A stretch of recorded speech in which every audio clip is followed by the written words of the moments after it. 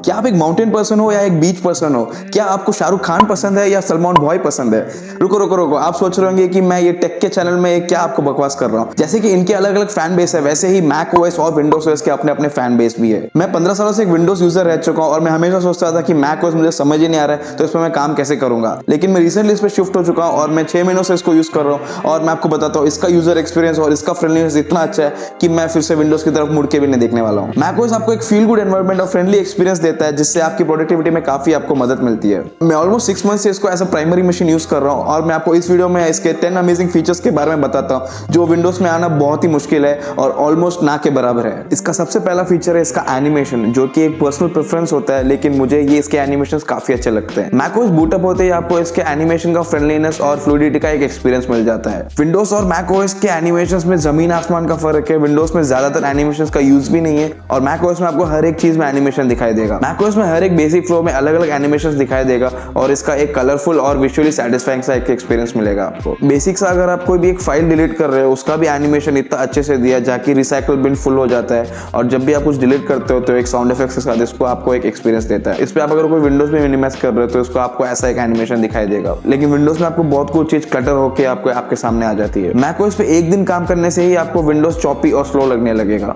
Animation और fluidity एक personal preference रहता है जो मुझे काफी पसंद आता है, लेकिन बहुत लोग के यूज केस के हिसाब से विंडोज का मिनिमलिज्म उनको प्रेफरेबल रहता होगा। मैक ओएस का अगला मेजर फीचर है इसका ऑप्टिमाइजेशन, जो आपके एक्सपीरियंस को काफी फास्ट और सीमलेस बनाती है। मैक ओएस को जो डेवलपर्स है वो सिर्फ इसके ओएस को ही नहीं बल्कि इसके एप्स को भी काफी ऑप्टिमाइज कर देते हैं। ये चीज विंडोज ओएस में कभी पॉसिबल हो ही नहीं सकती क्योंकि मार्केट में इतने सारे पीसी ब्रांड्स है और हर एक ब्रांड के लिए विंडोज को ऑप्टिमाइज करना बहुत ही मुश्किल काम हो सकता है। मैक का सॉफ्टवेयर और हार्डवेयर दोनों एप्पल की तरफ से आता है, तो इसको इंटीग्रेट करना काफी ईजी हो जाता है और एक अच्छा प्रोडक्टिविटी टूल भी बन सकता है आपके लिए। कुछ एप्लीकेशंस है जो विंडोज के लिए काफी अच्छे से ऑप्टिमाइज्ड है और वो मैक ओएस के लिए ऑप्टिमाइज्ड नहीं है, तो उसमें आपको ये चॉपी और लैगी लग सकता है। मैक ओएस का अगला मेजर फीचर है इसके अपडेट्स। अब ये बताओ मुझे कि कितनी बार आप कोई इंपॉर्टेंट काम कर रहे हो विंडोज पे और इसके अपडेट्स ने आपको इंटरप्ट किया होगा और कभी कभी तो इसको पोस्टपोन करने का भी ऑप्शन नहीं मिलता है। बहुत users heavily modified Windows use करते हैं इस अपडेट्स के प्रॉब्लम को हटाने के लिए और विंडोज अपडेट काफी लिमिटेड रहता है। आप अगर विंडोज 7 यूज कर रहे हो तो आपको विंडोज 10 तक का ही अपडेट मिला होगा और अभी ये विंडोज 11 का अपडेट के लिए आपको उसको पेड वर्जन लेना पड़ता है या आपको ये विंडोज 11 का सपोर्ट नहीं देता है। लेकिन अगर आपको एक मैक मशीन लेते हो तो इसके अपडेट्स तब तक मिलते हैं जब तक इसके हार्डवेयर इसके सपोर्ट नहीं करते। 2012 के मैक में आपको 2020 तक का सॉफ्टवेयर अपडेट मिला था और उसके बाद एप्पल सिलिकॉन आ गया था सारे इसके मैक डिवाइसेस पे। सोच रहे हो 8 साल तक मैक में अपडेट्स आते रहे। दूसरा कोई भी डिवाइस या मशीन बताओ जो 8 साल तक अपने ओएस में अपडेट देता है। सारे 2020 के फीचर्स 2012 के मैक में काफी सीमलेसली और काफी अच्छे से चल रहे थे। सिर्फ यही नहीं, इससे बड़ा एक रीजन है जो मैक ओएस को विंडोज से बेटर बनाता है, वो है इसके यूजर के टुवर्ड्स इसका एटीट्यूड। जब भी आप अगर कोई विंडोज का पीसी लेते हैं तो उसमें आपको डॉक्यूमेंट्स एडिट करने के लिए, स्प्रेडशीट्स बनाने के लिए या प्रेजेंटेशंस बनाने के लिए कोई ऐप नहीं मिलता है और ये सब यूज करने के लिए आपको विंडोज का ऑफिस का सब्सक्रिप्शन लेना पड़ता है अलग से। लेकिन मैक ओएस में आपको ये एब्सोल्युटली फ्री मिलता है और प्री इंस्टॉल्ड मिलता है। सिर्फ यही नहीं, मैक ओएस ने एक स्टेप आगे जाके आपको गैराज बैंड और आई मूवी जैसे ऐप्स भी प्री इंस्टॉल और फ्री देते हैं, जहां आप वीडियो एडिट कर सकते हो और म्यूजिक भी एडिट कर सकते हो। इसका अगला रेवोल्यूशनरी फीचर है इसका इकोसिस्टम। सैमसंग, गूगल और नथिंग जैसी कंपनीज अभी फोकस कर रही है अपना एक इकोसिस्टम बनाने के लिए, लेकिन एप्पल ने इसमें ऑलरेडी पायनियर करके इसको इकोसिस्टम का एक नेक्स्ट लेवल का एक्सपीरियंस दे दिया। इसमें आईपैड, आईफोन और Apple Watch easily Mac OS के साथ इंटरेक्ट करते हैं और काफी सीमलेसली ये एक सिंक्ड कनेक्शन में रहता है, जहाँ पे आपको इसके फोटोज, मैसेजेस, कॉन्टैक्ट सब एक दूसरे के साथ सिंक्ड रहते हैं। आप इजीली कहीं पे भी इसको एक्सेस कर सकते हो और आपको पासवर्ड्स भी याद रखने की जरूरत नहीं होती है क्योंकि ये पासवर्ड्स का डेटा भी हर एक डिवाइसेस में सेव रखता है। अगर आपके पास एयरपोर्ट्स हो तो ये इजीली कनेक्ट हो जाते हैं मैक ओएस के साथ और अगर आप अपने आईफोन में कुछ देखने लग जाते हो तो ये सीमलेसली स्विच कर जाता है और इसका आईपोर्ट आईफोन से आता है। अगर आप एप्पल वॉच पहन के इसके मैक ओएस को यूज करते हो तो ये मैक ओएस आपको इजीली डिटेक्ट कर देगा और आपको किसी भी टाइम पासवर्ड डालने की जरूरत नहीं पड़ेगी और इजीली अनलॉक हो जाएगा। और अगर आपके पास आईपैड हो तो इसके स्क्रीन को आप एक सेकेंडरी स्क्रीन की तरह यूज कर सकते हो मैक ओएस के लिए, जो कि वायरलेसली काफी सीमलेसली काम करता है। मैक ओएस का अगला फीचर है इसका स्पॉटलाइट सर्च, जो कि विंडोज के सर्च से बहुत ही अच्छा है और बहुत ही फास्ट है।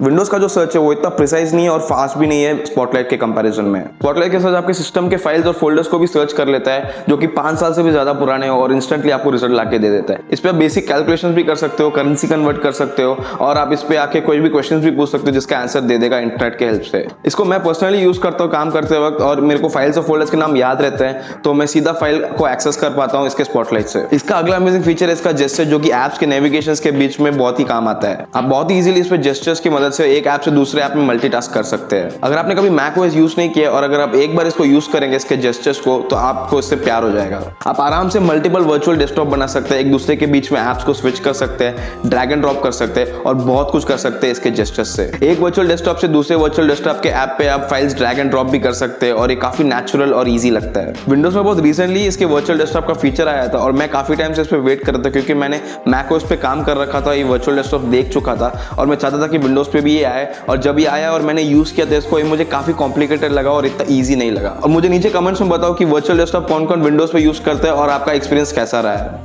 अगला फीचर काफी छोटा फीचर है लेकिन बहुत ही एक इंपॉर्टेंट फीचर है, जो कि है इसका फोकस मोड। जब भी आप कुछ इंपॉर्टेंट काम कर रहे हो तो इसके बीच में इसके नोटिफिकेशन आके अपने को डिस्ट्रैक्ट कर देती है और अपने एक वर्क फ्लो को बिगाड़ देती है। तो ऐसे समय पे फोकस मोड एक क्लिक पे ही एक्टिवेट हो जाता है, तब आपको कोई भी नोटिफिकेशन या डिस्टर्बेंस नहीं होता है। विंडोज में काफी कॉम्प्लिकेटेड हो जाता है, जहां पे आपको हर एक ऐप पे जाके नोटिफिकेशन मैन्युअली बंद करना पड़ता है, लेकिन मैकओएस पे इस पे एक सिंगल क्लिक पे आपका ये नोटिफिकेशंस बंद हो जाते हैं और इसका फोकस मोड चालू हो जाता है। और इसको आप अपने काम के हिसाब से इसके फोकस मोड को कस्टमाइज भी कर सकते हो और आप अलाउ कर सकते हो कि कौन से ऐप से नोटिफिकेशन आ सकता है और कौन से ऐप से नहीं आ सकता है। स्मार्टफोन्स पे आप इजीली एक दूसरे के साथ फाइल ट्रांसफर कर सकते हो वायरलेसली, लेकिन एक लैपटॉप और फोन के बीच में फाइल्स ट्रांसफर करना इतना ईजी नहीं है वायर के अलावा। आपको अगर वायरलेसली फाइल्स ट्रांसफर करना है तो इसको आपको मेल पे अपलोड करना पड़ता है या ड्राइव पे अपलोड करके आपको ये करना पड़ता है। इसमें आपको एक एक्स्ट्रा एफर्ट डालना पड़ता है, जहाँ पे आपको अपलोड करना पड़ता है, डाउनलोड करना पड़ता है और यह हमेशा कन्वीनियंट नहीं रहता है। तो मैकओएस में आपको एक फीचर देखने को मिल जाएगा जो कि एयर ड्रॉप है, जो कि वायरलेसली, सीमलेसली और काफी फास्ट अपना डेटा ट्रांसफर करता है आईफोन, आईपैड और मैक के बीच में। बस एक दो क्लिक पे आपको ये फीचर यूज करने को मिल जाता है और ये काफी इजीली फाइल्स ट्रांसफर कर देता है और काफी फास्ट भी रहता है। इसका यूनिवर्सल क्लिपबोर्ड काफी कमाल का फीचर है, जहाँ पे आप किसी आईफोन पे कुछ कॉपी कर रहे हो टेक्स्ट, तो आप इजीली इसको मैक पे पेस्ट कर सकते हो, या किसी आईपैड पे आप अगर कॉपी कर रहे हो तो इसको मैक पे पेस्ट कर सकते हो, वाइस वर्सा इसको यूज कर सकते हो। और ये आपको प्रोडक्टिविटी और वर्कफ्लो में इतना हेल्पफुल रहता है और बिना किसी हैसल या सेटअप के साथ आप इसको यूज कर सकते हो। इसका लास्ट अमेजिंग फीचर है इसका हैंड ऑफ, जो कि आपके डिफरेंट डिवाइसेस के बीच में आपके वर्कफ्लो को कंटिन्यू रखता है। अगर आप आईफोन के नोट्स ऐप पे कुछ नोट्स बना रहे हो और आप इसको कंटिन्यू करना चाहते हैं अपने लैपटॉप पे, मैकओएस पे, तो आपको बस नोट्स ऐप ओपन करना होगा, वो ऑलरेडी सिंक्ड पे रहेगा और इजीली आप उधर से कंटिन्यू कर सकते हो। अगर आपके आईफोन पे कोई कॉल आ रहा है और आपका आईफोन कहीं चार्ज हो रहा है और आपसे कहीं दूर पड़ा है, तो आप इजीली इसके मैकओएस से इसके कॉल को अटेंड कर सकते हो और बात कर सकते हो। सारे डिवाइसेस एक दूसरे के साथ सीमलेसली इंटीग्रेटेड रहते हैं और आपको लगेगा भी नहीं कि आप ये डिफरेंट डिवाइसेस यूज कर रहे हो और आपका वर्कफ्लो हर एक चीज में कंटिन्यू रहेगा और किसी भी फाइल्स को किसी में एक्सेस कर सकते हो। और विंडोज में इंटीग्रेट करना नेक्स्ट टू इम्पॉसिबल रहेगा, क्योंकि बहुत सारी पीसी ब्रांड्स आती है अपने अलग अलग हार्डवेयर कॉन्फ़िगरेशन के साथ। मैकओएस का असली पोटेंशियल एप्पल के अलग अलग डिवाइस के साथ होने पे पता चलता है, लेकिन इसके अलावा भी मैकओएस विंडोज से काफी बेटर है बहुत कुछ चीजों में। इसकी फ्लूइड एनिमेशंस, फ्रेंडलीनेस, सिक्योरिटी और सपोर्ट से आपको प्रोडक्टिविटी में बहुत ही हेल्पफुल रहता है। विंडोज इजीली प्रोन रहता है वायरस अटैक से, लेकिन मैकओएस में वायरसेस का अटैक थोड़ा मुश्किल रहता है। विंडोज भी बहुत जगह पे एप्पल से बेटर है, जैसे इसका गेमिंग का सपोर्ट और थर्ड पार्टी के सपोर्ट बहुत ही अच्छे है। मेरा पर्सनल प्रेफरेंस और मेरे यूसेज के हिसाब से मुझे मैकओएस काफी अच्छा लगता है और मेरे प्रोडक्टिविटी में काफी हेल्प करता है। तो बस इतना ही था दोस्तों इस वीडियो के लिए। उम्मीद आपको वीडियो इन्फॉर्मेटिव लगी हो और मैं आपको मिलता हूँ ऐसे एक इन्फॉर्मेटिव वीडियो के साथ। Until then, this is Rahul from Tech Dynamics signing off. Bye.